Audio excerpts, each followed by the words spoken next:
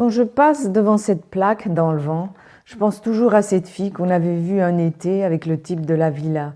qui se baignait seins nus.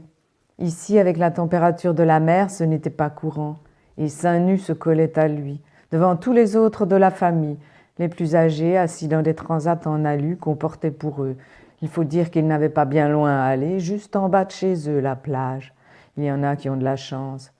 Je m'arrangeais pour m'installer pas très loin. C'était une occupation de les regarder du coin de l'œil. Pendant que les enfants construisaient des châteaux ou des îlots, avec les plus petits accroupis des heures dans les mini-piscines que les adultes leur avaient aménagées. L'air du type à la peau si blanche qu'on se demandait si elle avait déjà vu le soleil avant ce jour-là,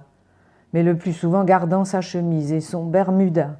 les manches soigneusement repliées jusqu'au coude, et c'est tout ce que sa tenue vestimentaire semblait consentir aux circonstances, à la plage, à l'été,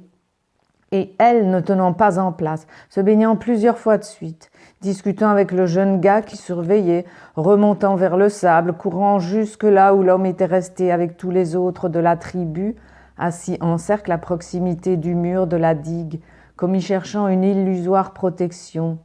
ses seins nus s'agitant jusqu'à se coller à son torse à lui, et les traces d'eau salée qu'ils y dessineraient, comme lui laissant quelque chose d'elle, alors que déjà elle repartait se baigner, ou jouer parfois même avec les enfants, les aidant avec leurs grandes pelles, ou riant avec eux lors des courses d'os de sèche. Une fille dans le vent,